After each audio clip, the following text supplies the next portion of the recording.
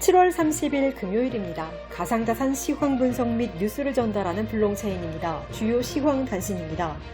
현지 시간 29일 가상자산 거래 지원 주식 거래 앱 로빈후드가 나스닥에 상장한 가운데 상장 첫날 8% 이상 하락했습니다.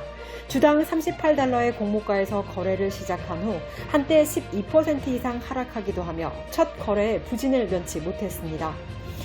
마이클 세일러 마이크로스트래티지 CEO가 2분기 실적 발표를 통해 디지털 자산 전략을 취한 결과에 만족하며 앞으로도 디지털 자산 전략에 자본을 추가 투입할 계획이라고 밝혔습니다. 통합 결제기업 다날이 싸이월드 Z와 전략적 제휴를 맺었습니다. 다날은 싸이월드 내 결제 수단인 도토리 구매에 피지 시스템을 제공하고 페이코인으로 도토리를 구매할 수 있게 할 계획입니다. 미 의회가 약 280억 달러의 가상자산 거래소 과세 계획이 포함된 인프라 법안을 발의한 가운데 업계 관계자 및 투자자들의 테스트되지 않은 조항은 의도하지 않은 막대한 결과를 초래할 수 있다는 의문이 이어지고 있다고 블룸버그 통신이 보도했습니다. 뉴욕 증시가 모두 상승세로 마감했습니다. 다우지수는 0.44% 상승하고 S&P 500 지수는 0.42% 상승했습니다. 나스닥 지수는 0.11% 상승하며 거래를 마쳤습니다. 뉴욕 증시 전문가들은 미국의 2분기 국내 총생산 등 주요 경제 지표가 예상치를 밑돌았지만 기업들의 분기 실적이 계속 예상치를 웃돌면서 지수를 떠받치고 있다고 분석했습니다. 다음은 지난 24시간의 주요 코인 마켓 시황 정보입니다. 비트코인이 4만 달러 부근에서 횡보하는 모습을 보이고 있습니다. 4만 달러를 상회하면 차익 실현 매물이, 4만 달러를 하회하면 저가 매수세가 유입되며 소폭 등락을 이어가고 있습니다. 다른 주요 가상자산은 상승세를 이어가는 모습입니다.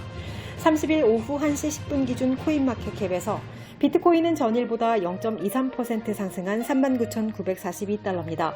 이더리움은 5.91% 상승한 2,418달러입니다. 에이다는 3.35% 상승한 1.31달러입니다. 리플은 7.36% 상승한 0.7532달러입니다. 도지코인은 1.95% 상승한 0.208달러입니다.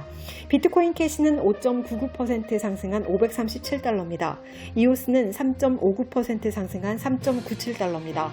주요 메이저 코인과 알트코인은 전반적으로 강보합 추이를 보여주고 있습니다. 다음은 주요 뉴스입니다. 빗썸이 13억 원 상당의 코인 매도 주문 오작동을 이유로 소송에 휘말렸습니다. 빗썸 이용자 A씨는 지난달 21일 서울중앙지방법원에 빗썸을 상대로 손해배상 청구 소송을 제기했습니다. A씨는 2021년 3월 29일 오후 9시 2분경 빗썸 앱으로 루나코인 900개를 매도하려 했습니다. 하지만 매도 버튼을 누르기 직전 빗썸 앱이 약 1분간 멈췄습니다. A씨는 앱의 재작동을 위해 스마트폰 화면을 두드렸고 다시 작동했으나 오류로 인해 보유하고 있던 루나 61,765개가 시장가로 팔렸습니다. 빗썸 차트에 따르면 당시 1시간봉 기준으로 시간당 루나 거래량은 4만에서 7만 개 수준이었습니다.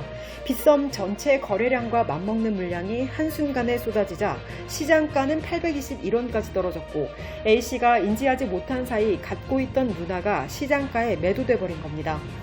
고소장에 따르면 당시 시가 기준으로 A씨가 보유한 루나 가치는 13억 7천만 원 이상이었지만 매도 주문 오류로 실제 7억 원 미만에 거래됐습니다. 이로써 7억 원이 넘는 손실을 입었다는 게 A씨의 주장입니다.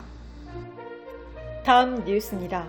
크립토닷컴의 최근 보고서에 따르면 올해 들어 전 세계 가상자산 이용자가 2배 이상 증가하며 2억 2,100만 명을 돌파한 것으로 추산됐습니다. 지난 1월부터 7월까지 약 1억 명의 새로운 가상자산 이용자가 생겨난 겁니다. 전 세계 가상자산 사용자 수는 온체인 데이터 등 다양한 데이터를 기반으로 추산된다고 크립토닷컴은 설명했습니다. 보고서에 따르면 2020년 디파이 시장의 성장과 11월 페이팔의 미국 이용자 대상 가상자산 결제 게이트웨이 도입 등이 이용자 증가에 영향을 미쳤습니다. 특히 그레이스케일과 마이크로스트래티지, 테슬라, 마스터카드 등 기관의 가상자산 도입 관련 뉴스가 사용자 데이터 증가에 중요한 영향을 미친 것으로 분석했습니다. 다음 뉴스입니다. 리리 후이 전 중국은행 총재이자 중국인터넷금융협회 블록체인 센터장이 최근 한 포럼에 참석해 탈중앙화금융 디파이의 규제 중요성을 강조했습니다. 그는 디파이가 전통적인 중앙집중식 금융 모델에 도전을 가져왔다며 현재 디파이는 규제 당국의 감독을 벗어나 있고 지금의 금융 시스템과 별개로 인식되고 있다며 해당 분야에 관심을 가지는 것과 동시에 경계심을 가져야 한다고 설명했습니다. 이어 디파이가 미래의 전 세계 금융 규제 기관의 핫 이슈가 될 것이라며 디파이는 미래에 국제 금융 경쟁의 성장 포인트가 될 수 있기 때문에 글로벌 디지털 금융 부분에 우위를 점하기 위해 노력해야 한다고 말했습니다.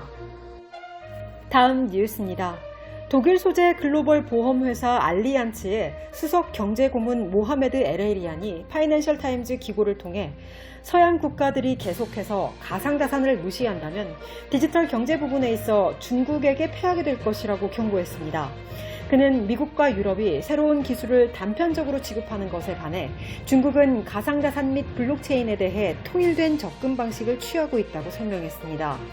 이어 가상자산 혁명의 장점을 활용하기 위해 서양 국가들은 가상자산 기업 간의 협력을 확대해야 한다며 금융산업이 가상자산 혁신을 수용할 수 있도록 개방적인 입장을 취해야 한다고 말했습니다.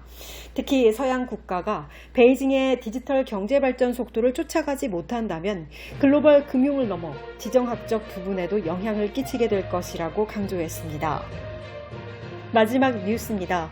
콜롬비아 최초 상업은행 방코데 보고타가 고객의 가상자산 거래소 입출금을 허용할 예정입니다. 방코데 보고타는 8월 파일럿 프로그램 일환으로 가상자산 거래소 부다로의 입출금을 허용할 예정입니다. 지난 1월 콜롬비아 금융감독원은 1년짜리 가상자산 플랫폼 뱅킹 서비스 테스트에 9개 가상자산 기업을 선정했다고 발표한 바 있습니다. 이번 방코데 보고타와 부다의 입출금 협약은 7월 핀테크 업체 모비와 가상자산 거래소 판다에 이은 두 번째 사례가 될 전망입니다. 이상으로 7월 30일 블록체인을 마칩니다.